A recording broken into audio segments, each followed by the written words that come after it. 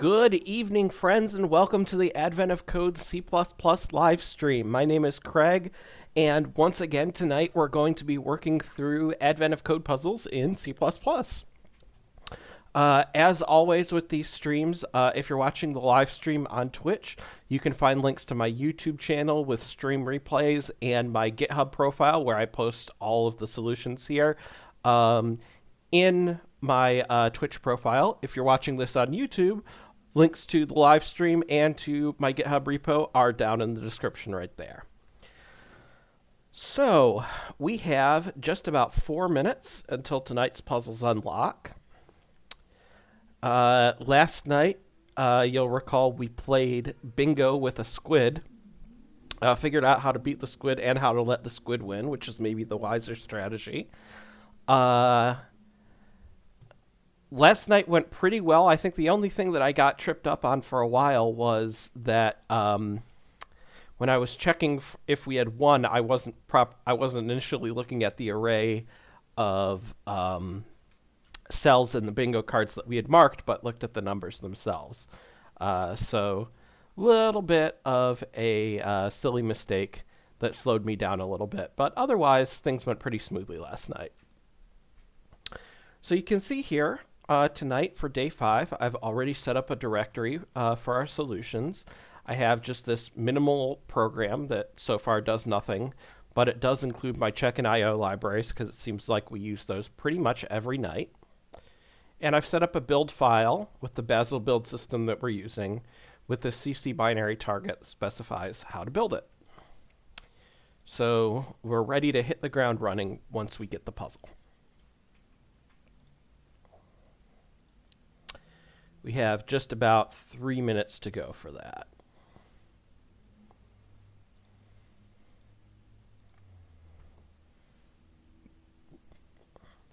Looks like we'll be getting deeper and deeper into the ocean as this picture is unveiled as we do each day's puzzles. These are pretty cool. Each year there's some kind of, fun ASCII art to represent the theme of the puzzles that we uncover day by day.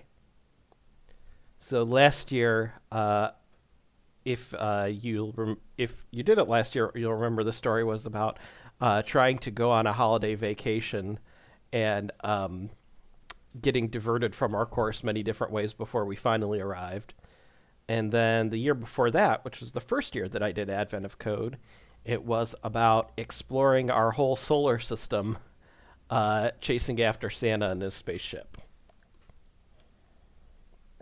But this year, it is time for an adventure under the sea. Just look at my personal stats while we're waiting. Oh, that's global stats. Personal stats, yeah. So, doing pretty decently. Last night, we came in the first 3,000 on both parts. I hope these streams are, at least somewhat informative and educational to people. So, I will keep talking through what I'm doing as I'm doing it, which may mean that we don't get solutions absolutely as fast as we possibly can. But I feel like it's fun to do these live streams and, have something where we can, chat about it and hopefully, might learn something. And I, sometimes learn some things from the comments back. So, if you have any comments or questions, you can post them in Twitch chat, or if you're watching the replay later on in YouTube, feel free to leave a comment on the video.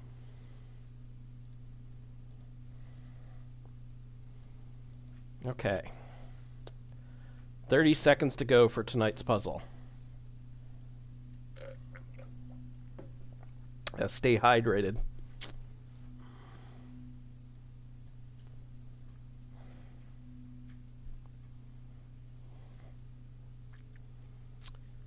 Wonder what it will be tonight. And will the squid still be with us? We will find out soon.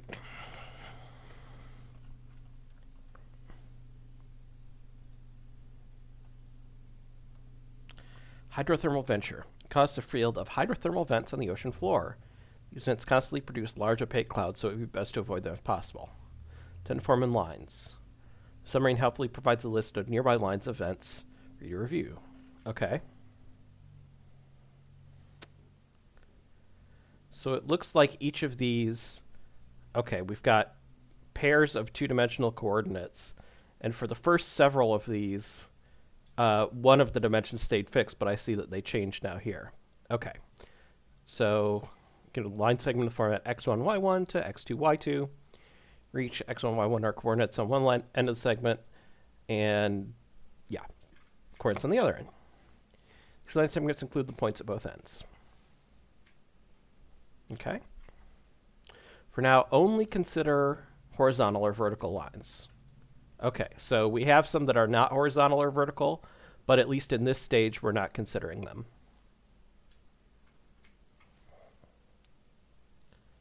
Okay. Each position is shown as the number of lines which cover that point, or dot if no line covers that point. Okay. To avoid the most dangerous areas, you need to determine the number of points where at least two lines overlap.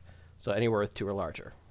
Okay, so we've got to get all these line segments. At first, consider only horizontal and vertical lines, and count the number of cells where at least two lines overlap. Okay.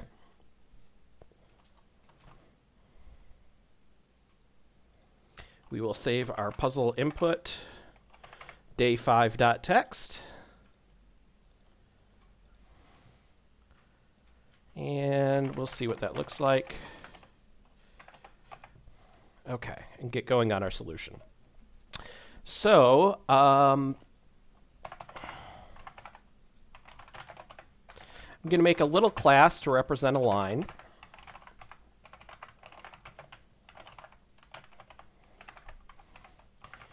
And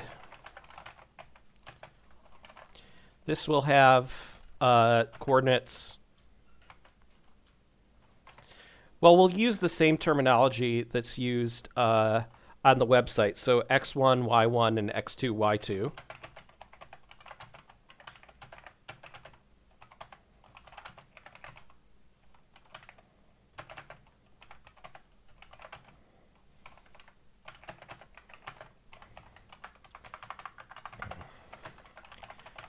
And we will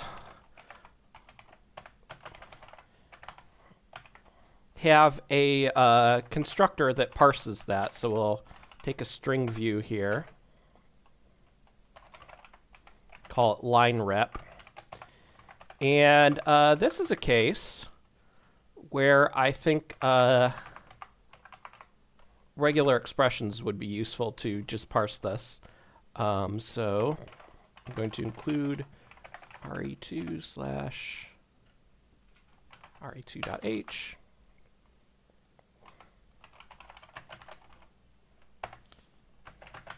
So this lazy re2, you can initialize, basically you static initialize it with a regular expression pattern, and then it will only parse it once when it's first needed, as long as it's static, and then we can reuse it as many times as we need. So the pattern here is going to be some number of digits, a comma, another set of digits, then space and this dash in this arrow, and then another pair of digits separated by a comma. So I'm just looking up the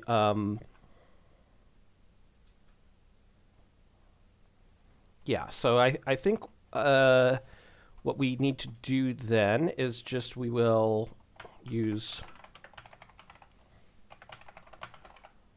full match, where we pass it the line representation, and we pass it our pattern there. And then in here, we give it variables to fill in. So it's going to be that It's going to be x1, y1, and then x2, y2, actually. In fact, I'm going to reorganize these in the class just so that we're consistent about the order of those. But yeah, so...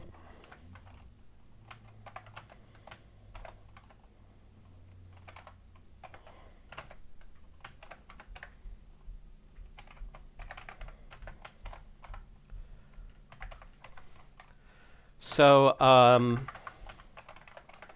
yeah, I kind of learned my lesson last year. There actually is, in the C++ standard library, some regular expression functionality, but I am much more used to the RE2 regular expression library, so that's what we're going to use here. So, first thing we'll do is we'll do the I/O here, and we'll do standard vector of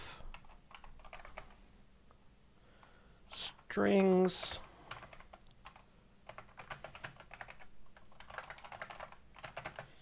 And we will use that read lines from file routine that I've already written to read from the file name given by the first argument to the program. And then we are going to try and parse all of these as lines and make sure that nothing breaks. So, you know, we'll do that first, just make sure that we can parse everything, and then we'll go from there.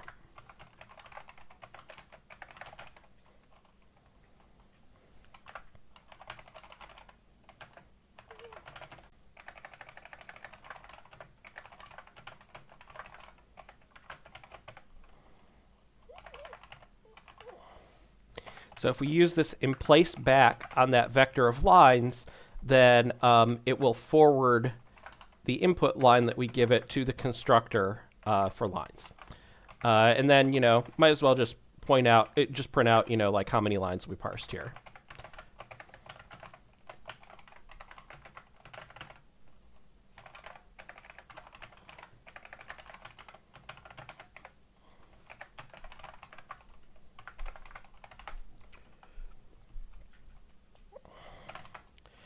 Okay, so we're going to need to include dependencies for RE2 and the absale strings library that we use here. So let's go ahead and edit our build file and put those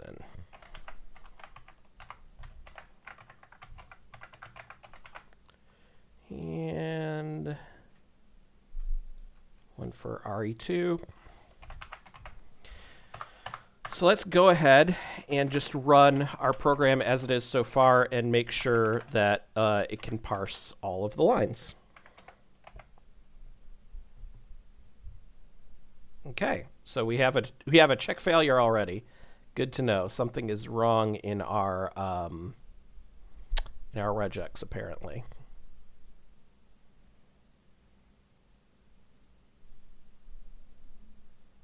Is that minus going to be a problem? Do we need to escape that? Let's try.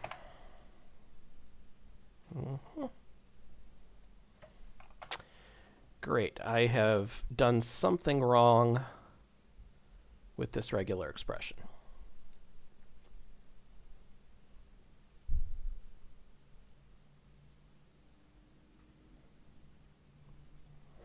Are we expecting a new line at the end?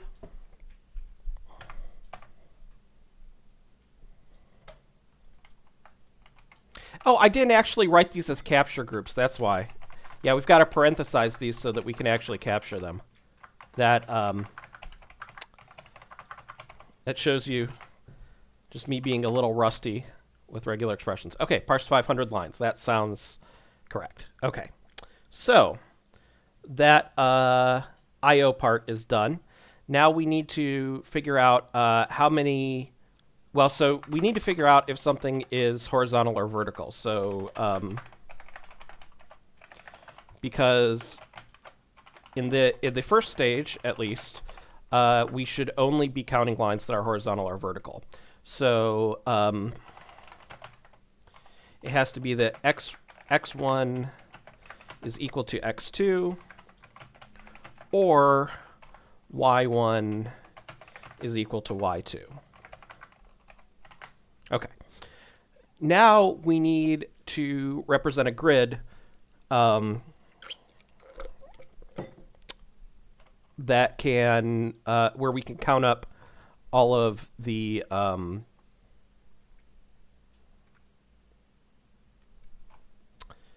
all of the intersections between lines, all the points on the grid where there are at least two lines that intersect. So we could do this a couple of ways. We could either have a grid that starts with a small size or starts with no size and dynamically grows as we, see that it gets larger, or we could pre-size the grid by looking at the maximum x and y over all of the lines. And I think that we actually want to do the latter. That's going to be simpler. So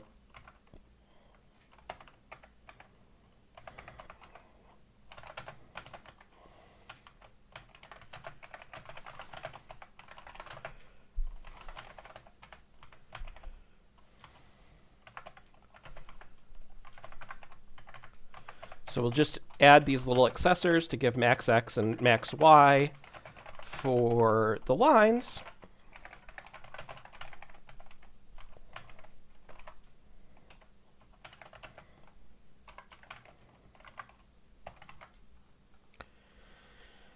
And then we can do that over the entire thing. So we'll say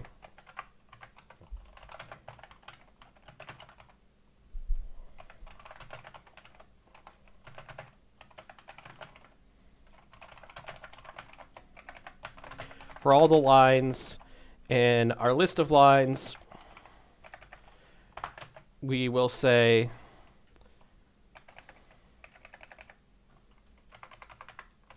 actually we'll filter out the ones that aren't horizontal or vertical right now. That actually seems like something that it would be a good idea to do to start with. So we'll say if a line is not horizontal or vertical, then we will remove it.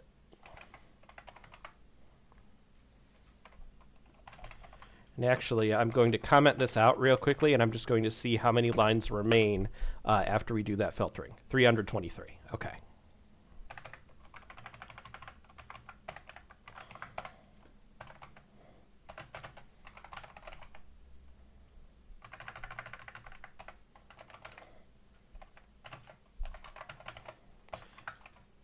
So we'll just update this max x and max y.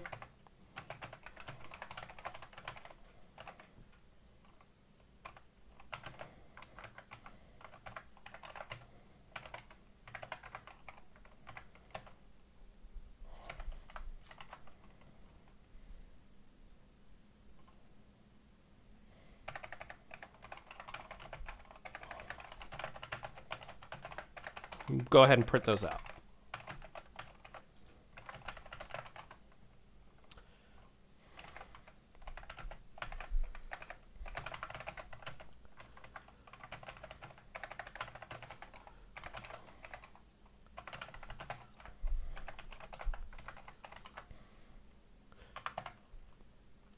Okay, so 988 and 990. So now we'll make our grid class.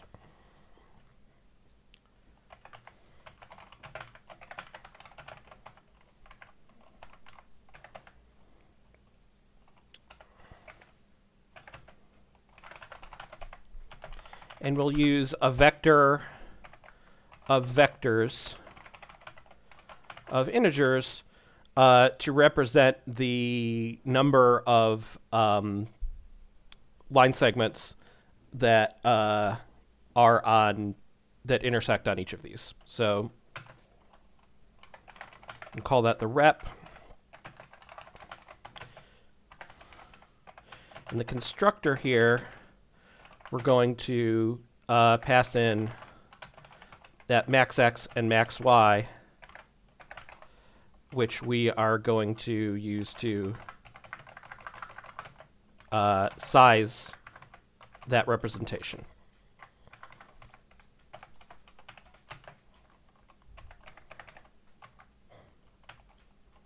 So we'll say rep We'll have the x dimension come first. So that's going to be max x plus 1 elements because we have 0 as well.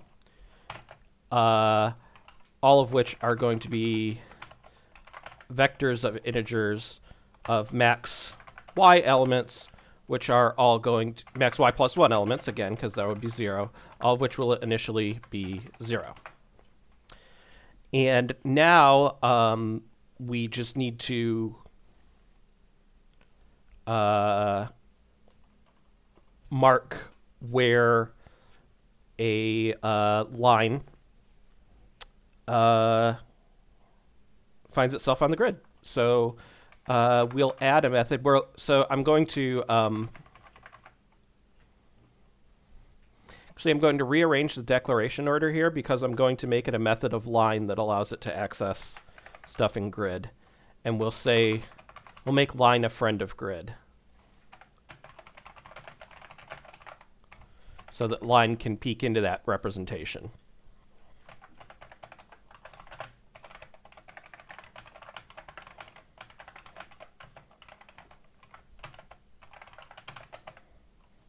So right now, we're going to write a version of this that only works if it actually is horizontal or vertical, so we're just going to check that right now. I have a feeling in part 2 we're going to have to be able to make it work with some diagonal lines, but for now, just horizontal or vertical. So we'll say if the x's are the same, then we are working in the y dimension, so we'll say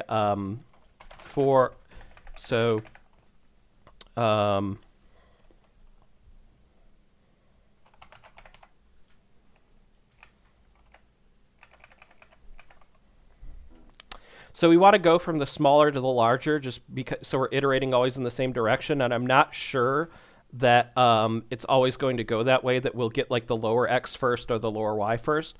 So what I'm actually going to do in the constructor is just enforce an invariant that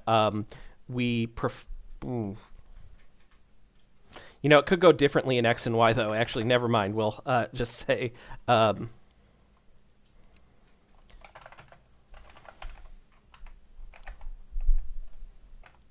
yeah. We'll say minimum y equals minimum of y1 and y2.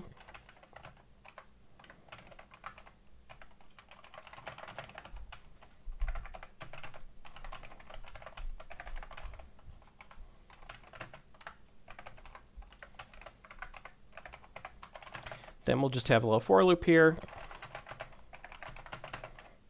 that goes from min y up through max y inclusive, because these are endpoints of the line and includes both endpoints.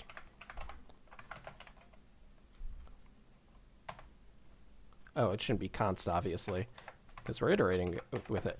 So then we'll say grid.rep x1 and x2 are the same, but that's the x dimension, and then y, and we want to increment that in the grid, and then we will return here because we're all done if the x's and y's are the same. And then we have very similar logic. We just flip the x's and y's in the case where it's the y's that are the same, not the x's are the same. So here we will have min x is the min of x1 and x2. Max x is the max of x1 and x2. X ranges from min x to max x. Y stays the same, and then so we'll mark the grid there. Okay.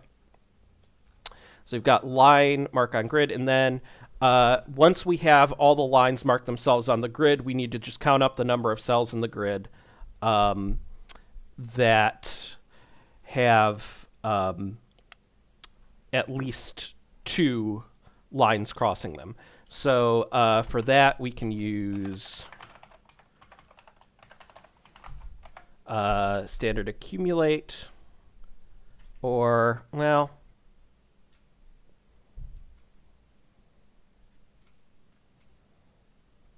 think we can do that.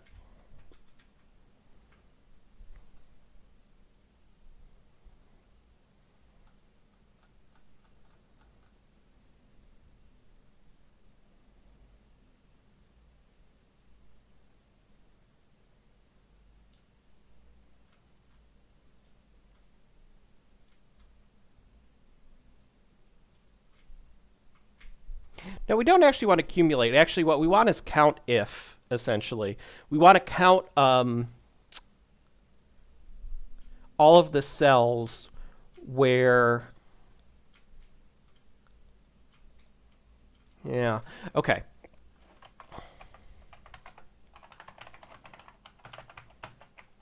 Sorry, I think.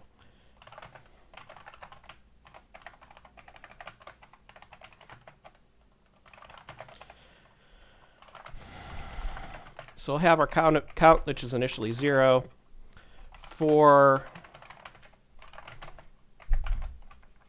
all of the rows in the representation. We will add to that overall count using count if over that row, so from row.begin to row.end.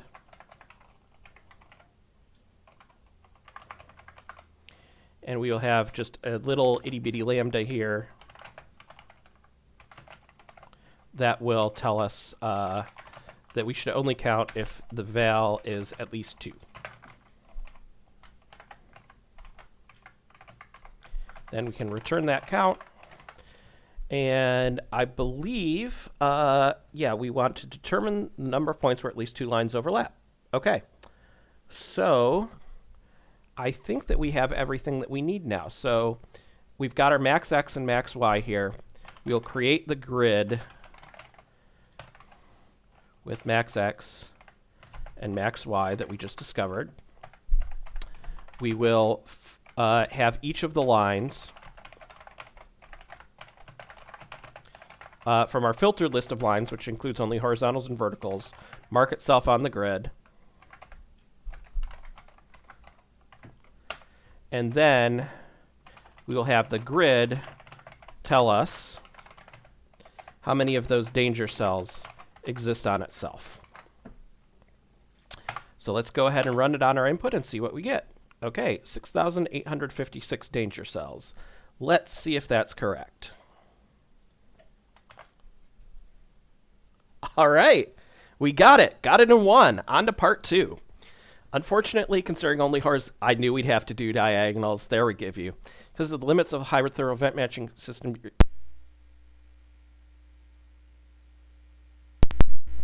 Just had a little glitch in my mic there. Apologies.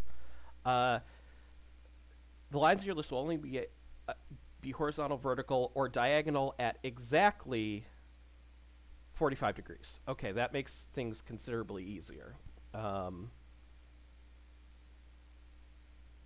Okay, so we just need to fix our horizontal or fix our marking so that it works with diagonals. Okay, so first thing I'm going to do is just make a quick commit with the part 1 solutions.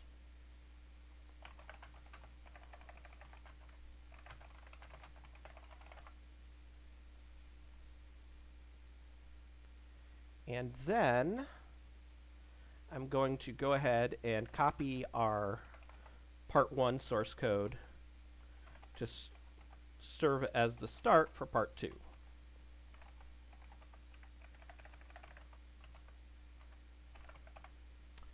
So in part 2 here, obviously we no longer want to filter out lines that aren't horizontal or vertical.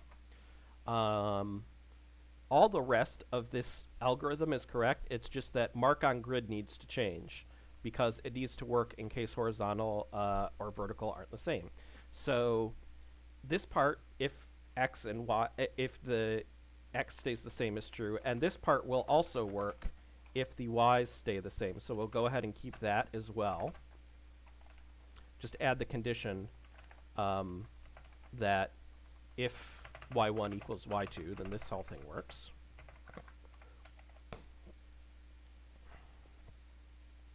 Excuse me. Okay, so now we need to handle that diagonal case.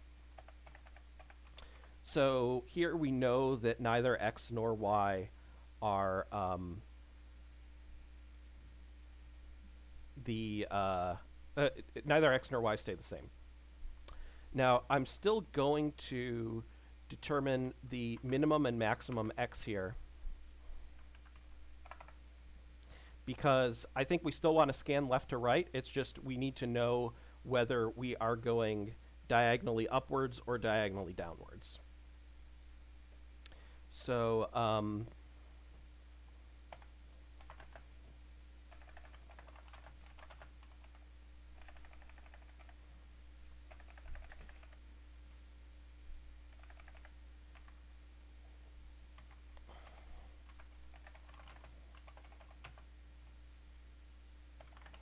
we'll say left 1 means that the leftmost point is point 1, not point 2.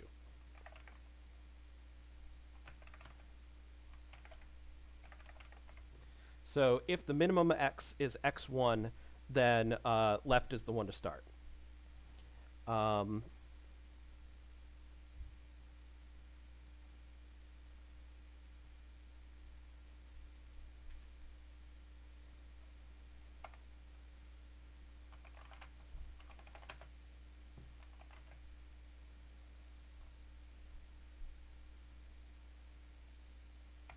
So we're going up as we go from left to right.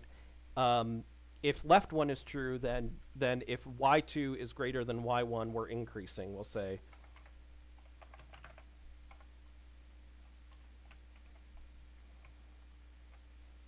but that's only if left 1 is true. So if left one is true, then we're going up that way. Otherwise, we got to reverse the order because point 2 is on the left. Okay.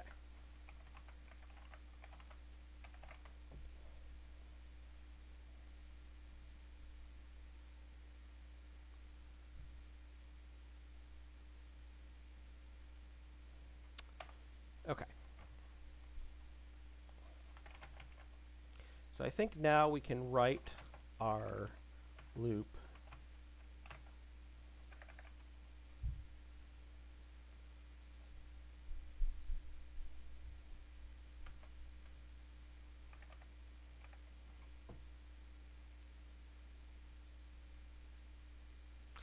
actually,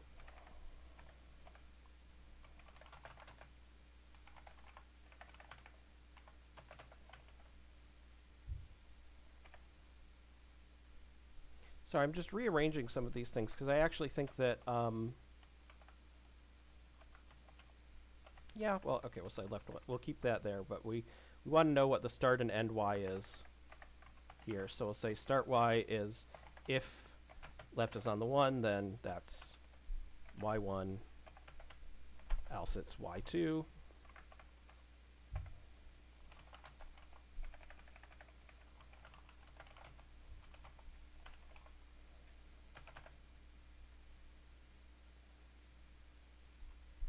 And this is just the reverse of that.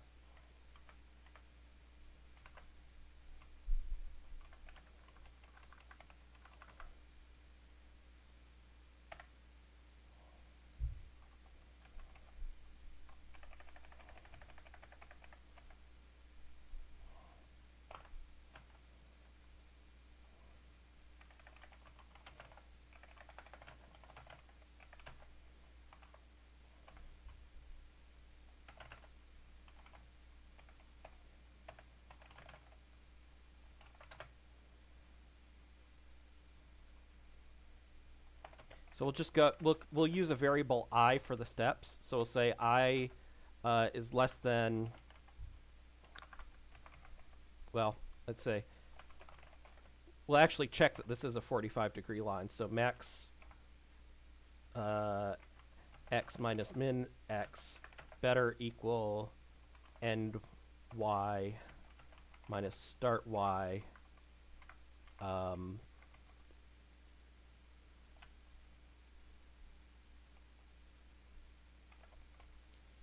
And then, well, so if it's up, that will be true. So we'll say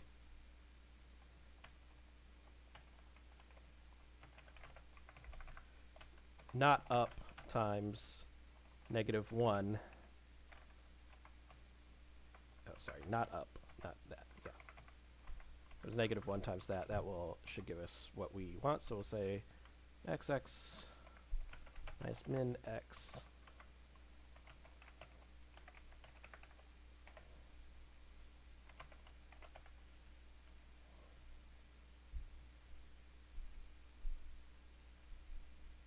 Why is this? Oh, that's just because we didn't have a semicolon in the last line. Okay, so we'll say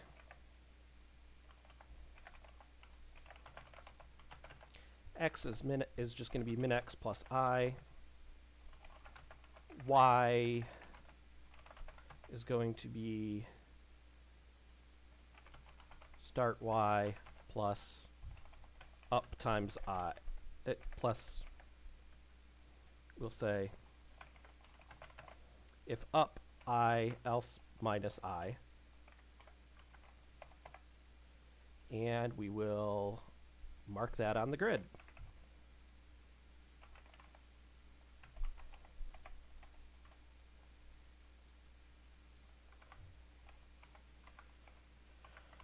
Okay.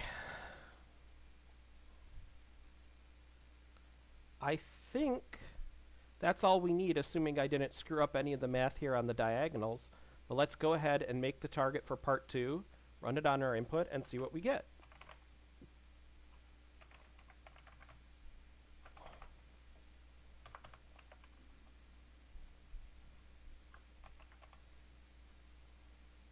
Okay, so we have a check failure, so something is wrong, probably with my math. Okay. So we want the distance between the x's.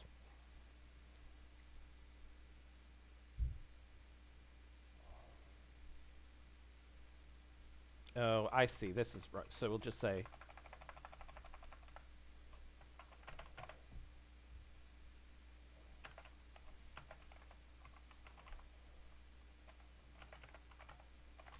I wrote that check wrong is all. And yet it still fails. Okay.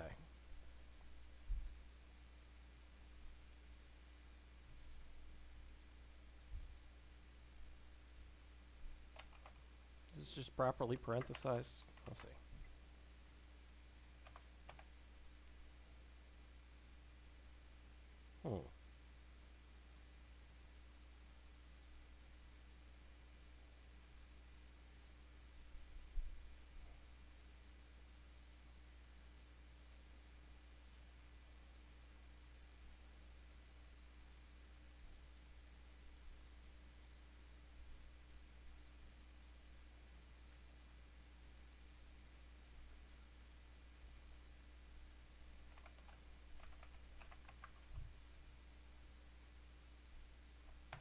Question is, if I just get rid of that will it give us a result that's correct? Oh, okay. Definitely not.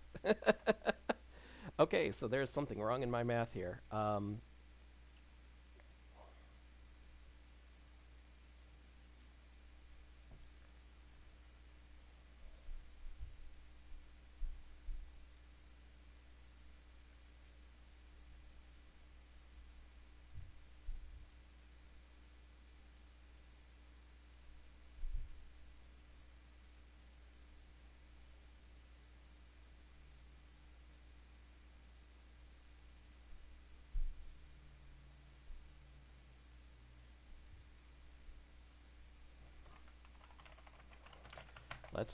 Let's debug it, I guess.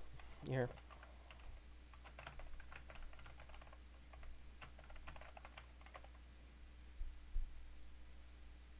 Do this for all the variables.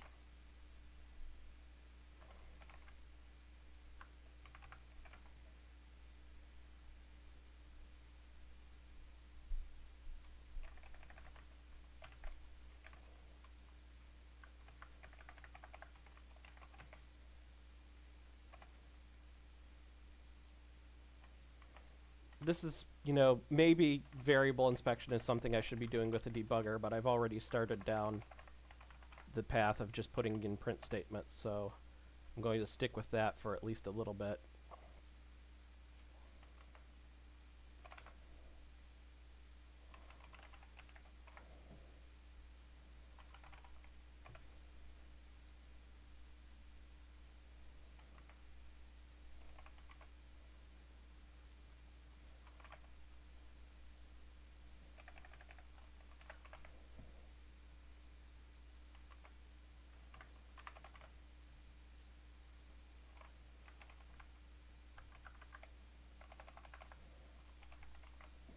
We may have to print out the initial coordinates as well, but we'll just see how far that takes us here. Okay, so one is false. Start and end y are both the same. Oh, we forgot to put in this return statement because for the purely vertical line.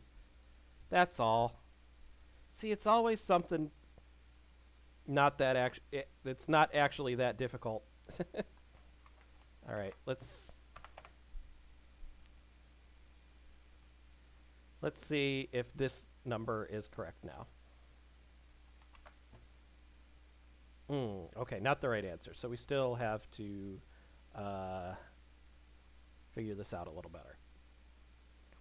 Well, okay. So when the x's stay the same, we go through the y's.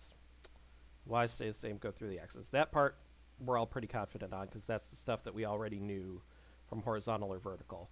But now there's something about this diagonal line logic which is not quite correct.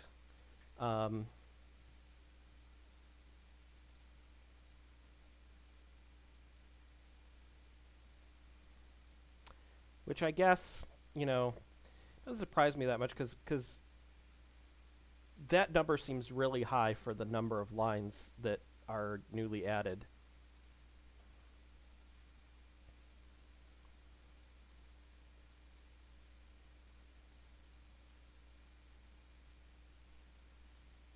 Has to be less than or equal to, actually, because it's inclusive of both the endpoints. Yes. Okay, let's try that now. The number's probably going to be even higher, but we'll see. Okay. Give that a try. All right, we got it. Let's see personal stats on this one. Okay. Hovering around 3,000 for both of them. I think the big thing that slowed me down was, there's all diagonal logic on part 2. Obviously, I should have seen that we needed this return statement for the purely horizontal lines that were supposed to be covered by this case already, because that's why we wound up having this check problem and had to go on our little garden path of debugging. And then the other thing was just realizing that, this needs to be inclusive of the endpoints here. But, we got there pretty quickly. I don't think we wasted too much time on difficult debugging. So, yeah, pretty decent solution here. Once again, thank you, everybody, for watching the stream. If you're watching it live on Twitch, if you're watching the replay on YouTube, thank you also for watching. If you have any questions, you can feel free to put those in the comments. You can always find the code that we write in these sessions uploaded to my GitHub repo. If you're watching on YouTube, that's right down in the description, just down below the video. If you're watching on Twitch, you can find that in the channel profile. But thank you again, everybody, for joining the stream and working through these puzzles tonight. And I look forward to seeing you tomorrow. Bye-bye.